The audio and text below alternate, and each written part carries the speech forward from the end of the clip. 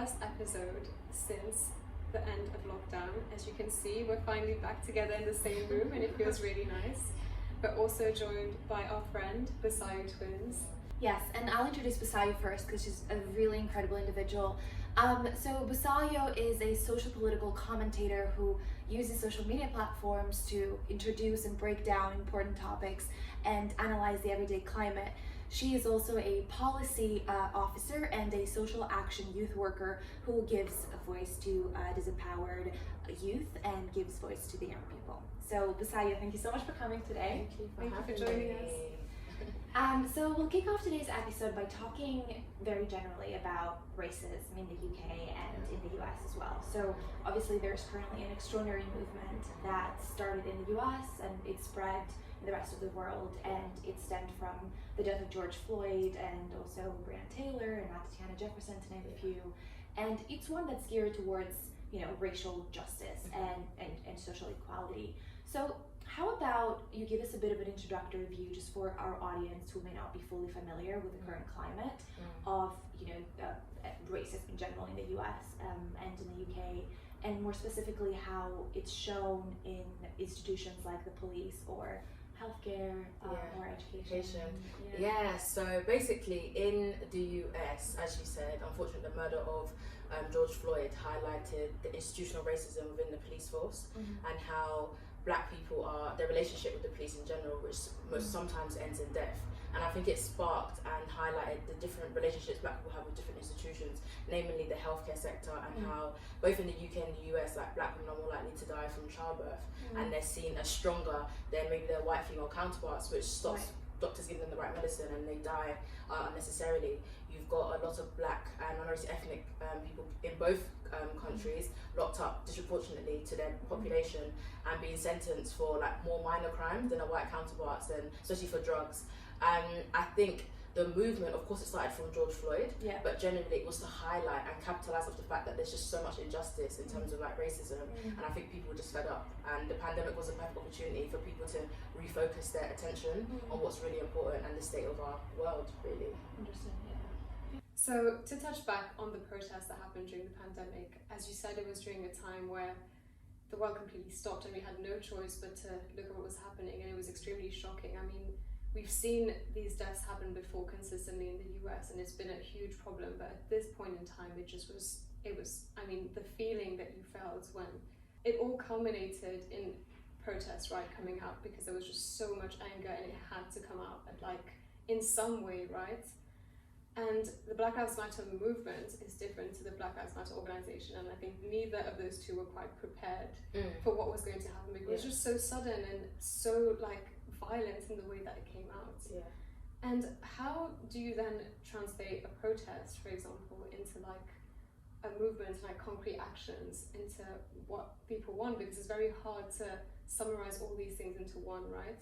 I think that's a very good question, and I think when it comes to protests, you realise that even though everyone is angry at a system, we all have different identities within Blackness that make us focus on different things. And I think George Floyd and murders in both Britain and the US and all over the world obviously brought us together, but having a common enemy isn't enough, to create your demands and a structure. So I think what's happened now is that a lot of people are talking more about what are concrete things they can ask for, and they're looking at experience of Black women particularly, because police brutality, although obviously you have Breonna Taylor and Sandra Bland and every other women, most of the time it's focused on Black men sometimes. So I think this was another opportunity to look at actually what about trans women, and what about Black women, what about disabled people from disabled community, intersectionality essentially. So I think that's where I think the movement, not necessarily the organisation, is the movement is trying to articulate actually what are the different experiences within this group of people.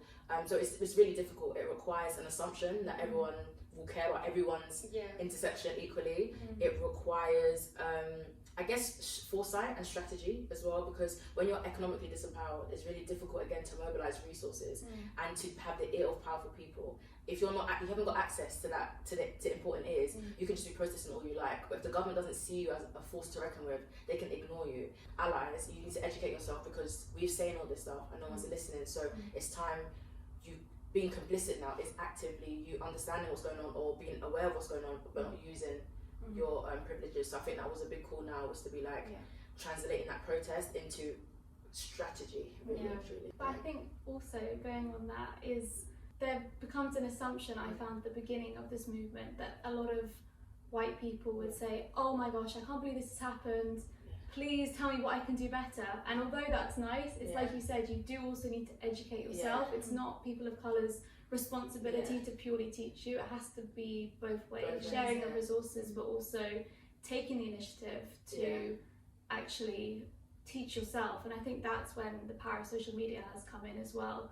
During this movement. Definitely, I think there's a big thing about like social media and the fact that even quote unquote black culture has inspired so many different people, whether it's clothes, whether it's music. And I think people were saying, you like everything about us apart from our lives. And it's so interesting 100%. How, you know what I mean, why do you not want us there, but you want to take everything that we create or at least co-create? And it's about sharing, it's about being aware, but I think it also highlighted what is whiteness and what is privilege as well. Because I think a lot of people, when they believe that they are the default, they don't understand how they've got privilege, and it's difficult to explain that by you being white, you're seen automatically as more intelligent or as pure or as less dangerous.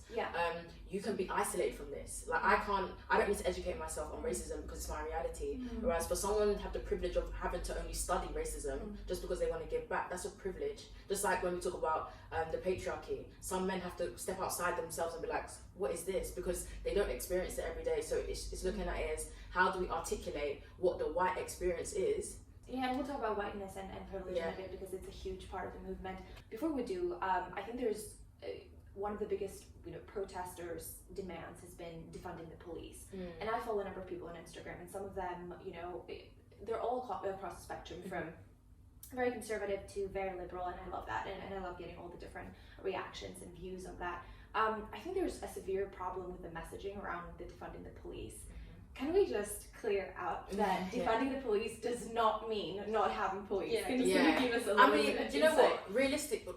Generally, it doesn't mean we don't want the police, because the police's function serves more than one thing. They're there generally for safety and stuff, but they also attend to robberies. They also attend to accidents. Like, they're not just there to arrest people who they think are... Of course. Do you know what I mean? So that's one thing. But generally, the idea about abolishing or defunding the police is using the resources that are directed at the police force to cater to systems that can act as a prevention, rather than using the police force as a cure. So for example, if we know that people are a product of their environment and social and economic factors contribute to their lifestyle or predicaments, then let's put in things into our healthcare, our education systems, our families, to make sure that people don't end up vulnerable or in those positions where they feel like they have to commit crime or be vulnerable to the state. The statistics will show that it actually hasn't been as useful or as efficient as they could use. Everything gives them too much power and lack of accountability. And there's also a big push in identification of federal officers when they do they do attend scenes. I mean, Breonna Taylor was in her own house. That's can you imagine someone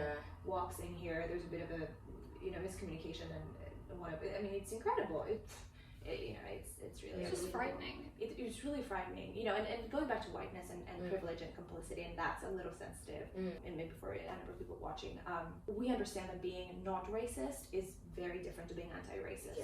Sitting back and saying, hey, I believe everybody's equal, so I'm not going to call it out, is quite different to being vocal and speaking up. Do you think that white people understand, either consciously or unconsciously sometimes, do you think they understand how they can uphold and preserve racist structures? I think generally no.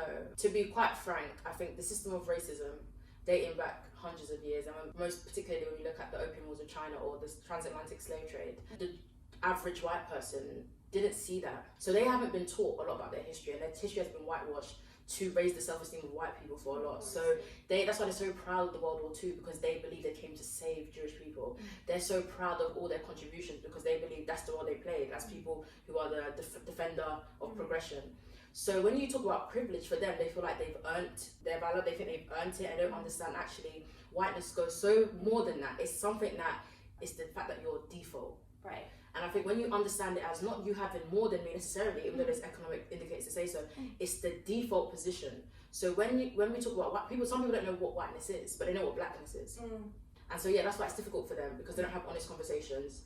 People who know more, especially like the political elite, they purposely hide it. When you look at Brexit, they purposely manipulate narratives and conversations to kind of blindside people and feed it. And of course, again, you've got isolated communities who just draw different conclusions from that. They believe that it's the brown person that came in to take their jobs. They're just making false equivalences. It's a narrative. Exactly. It's sometimes used for political gain.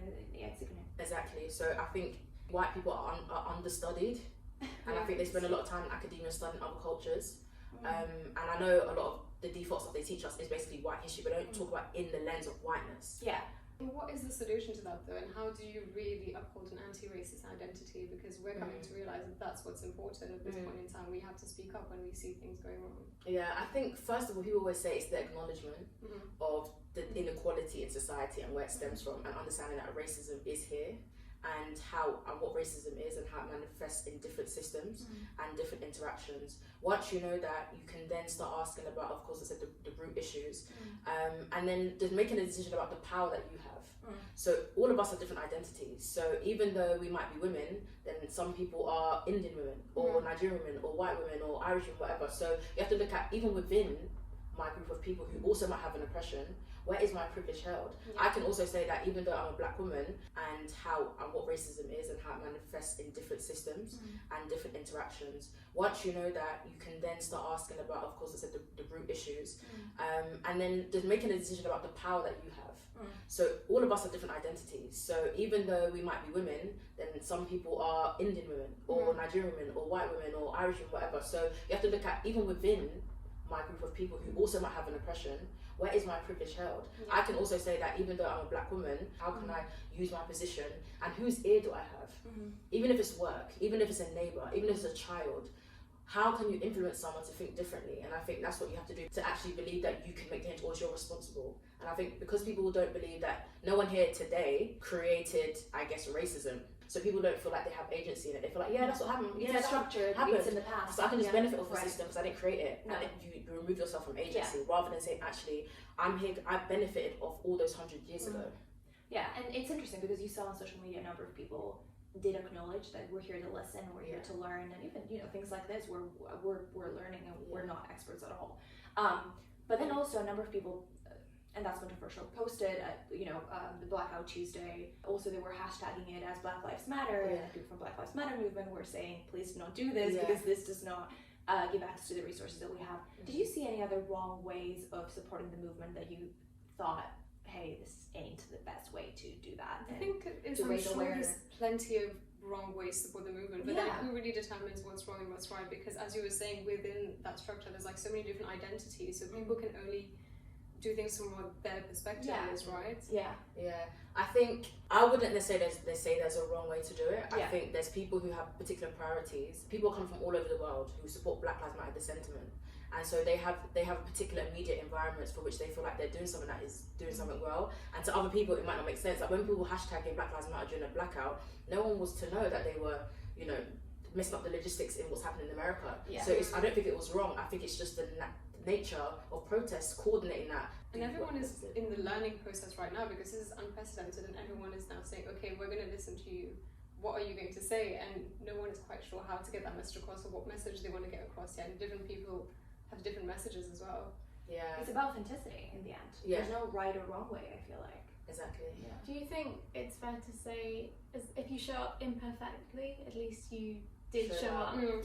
I think ultimately, as long as you showed up, intention is everything, because I think it is hit or miss. No one knows whether the action you do is going to be successful. You only know that in hindsight. You can do anything you like, and there is an element of it where you should at least have polished certain things, because we know how white people, the government, the media will run on a shortcoming and change the whole narrative. So we've had to also try and be very much like, even our protests, we had to emphasize that it's not violent. It's peaceful.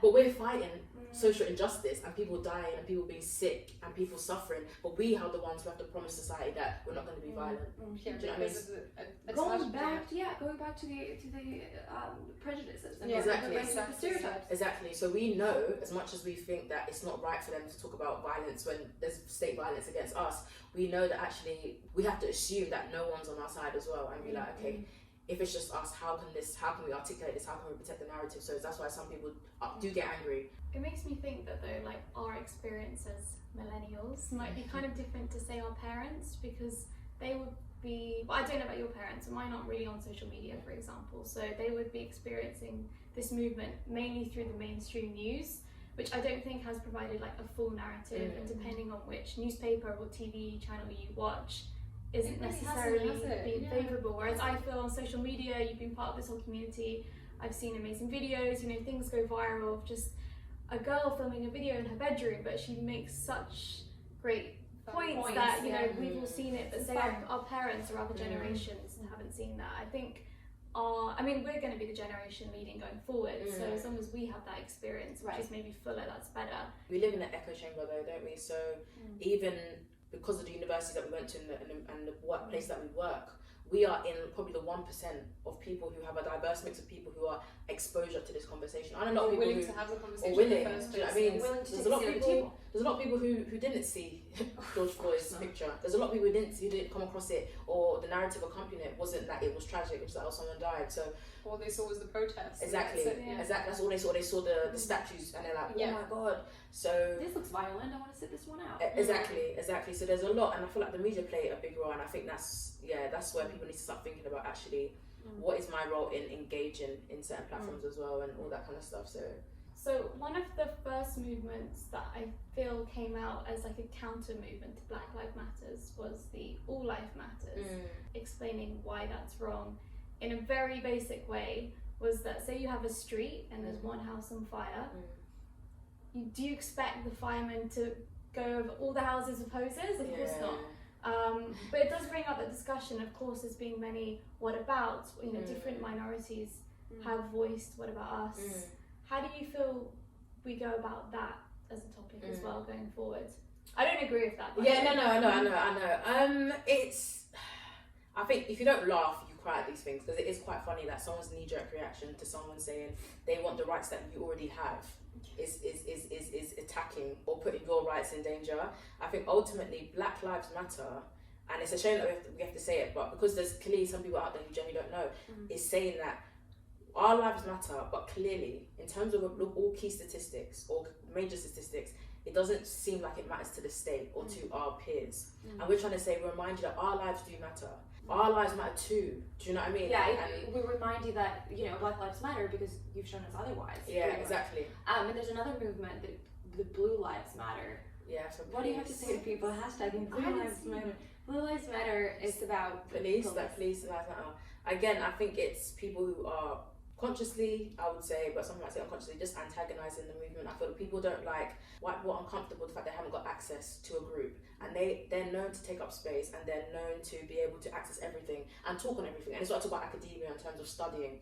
And because it seems like there's some movements around it now saying, not only do you not experience this in the way we do, you are complicit in my experience. They feel so embarrassed and arguably dumbfounded, but mostly embarrassed, so they try and hide behind the fact Blue Lives Matter, because not everyone's a police officer, so I wouldn't understand why people are saying Blue Lives Matter. So what are we saying about, you're not born a policeman? Number one, that's you're not born a policeman, so I don't understand. I'm, as a black person, I don't need to open my mouth and people are going to judge me on things that they've seen other black people do. But you have to put on a uniform for me to do that. It's perfectly antagonizing. I don't really address those things. I feel like it's mad, but I think it's good to be able to see how someone else is suffering. Just makes you think of your own suffering. Yeah. It's hard though. Imagine telling like white people, just in general, that a lot of the things that you have access to is because of your whiteness, not because you are more intelligent than me, not because of meritocracy, not even because you worked harder, but because by your whiteness, it gives you social indicators and people feel comfortable around you, or you indicate wealth and someone will be around you. Yeah. If you told that white person that, people are going to feel like it's hard for white people to really look at it, because they're thinking everything they did was on their own merit. They always talk about work hard, play hard, not knowing that you can still work hard, because you have to work hard to maintain your wealth, but that gave you such a step up. Opportunities. And they don't like that. Going forwards, we've had this big movement that everyone's going to talk about. We're never going to forget this, but we do need to have the right steps going forward. But we don't want it to feel as though it was performative and it happened just for that one space and time during 2020. So going forward, what are some tips and how can we keep the conversation going and actually make change? I think have some sort of objectives and goals for your individual self. It might be to read 4 books on this particular thing, and once you have that objective, you won't stop. Yeah. And I think one of the reasons why people are scared that it won't stay is because people aren't convicted in their hearts. Their minds are telling them that racism is wrong, but it's not. They don't get angry by the word racism. They don't cry when someone gets upset. And the way sometimes you get to that place is when you have those real natural observations and relationships. That really touch you. Yeah. Oh, So until it gets into your heart, if your heart is anti-racist, it's very difficult to perform racism because you're convicted. Yeah. Things will repulse you. You wouldn't be able to race because I could never think of doing that. Yeah. But if it doesn't repulse you, that's when you have to start questioning. Actually, it's upsetting, but it doesn't stop me going to work. I wouldn't call it annual leave, but a lot of black people call it annual leave because they feel like there's racism. It doesn't mean you're anti-racist. You just don't like violence. If anyone died from police brutality, would be upset. That doesn't mean you're not racist. But the ones that don't look like they're suffering, how do you treat them when no one's looking? And I think those are the ones that you would know. The everyday life. It's where you take it from there. Exactly. That's really powerful. Beautiful note to end. Thanks so much for coming today. This has been really educational. We've got a lot of stuff off our chest, and obviously yours. So yeah, thank you so much for coming. Thank you for having me. Thank you, Busayo. We hope to have you again soon. Yes, anytime. Thanks for coming. Thank you.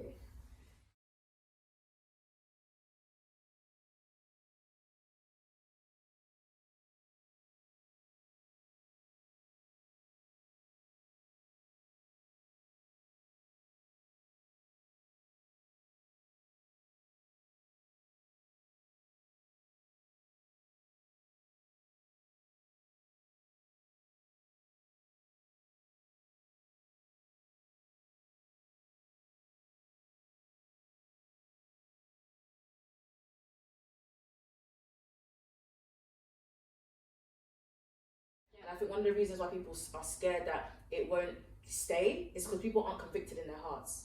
Their minds are telling them that racism is wrong, but it's not. They don't get angry by the word racism. They don't cry when someone gets upset. And the way sometimes you get to that place is when you have those real natural observations and relationships. That really touch you. Yeah. So until it gets into your heart, if your heart is anti-racist, it's very difficult to perform racism because you're convicted. Yeah. Things will repulse you. You wouldn't be able to race because I could never think of doing that. Yeah. But if it doesn't repulse you, that's when you have to start questioning. Actually, it's upsetting, but it doesn't stop me going to work. I wouldn't call it annual leave, but a lot of black people call it annual leave because they feel like there's racism. It doesn't mean you're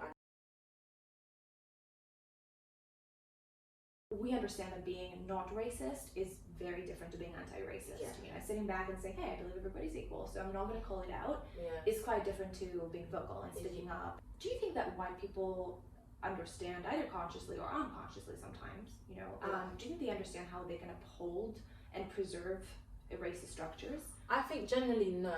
To be quite frank, I think the system of racism dating back hundreds of years, and most particularly when you look at the opium wars of China or the transatlantic slave trade, the average white person didn't see that. So they haven't been taught a lot about their history, and their history has been whitewashed to raise the self-esteem of white people for a lot. So that's why they're so proud of the World War II, because they believe they came to save Jewish people. They're so proud of all their contributions because they believe that's the role they played as people who are the defender of progression. So when you talk about privilege, for them, they feel like they've earned their valor, they think they've earned it, and don't understand actually whiteness goes so more than that. It's something that it's the fact that you're default. It's that new age, ain't it something special? Yeah, we gon' change the game, we gon'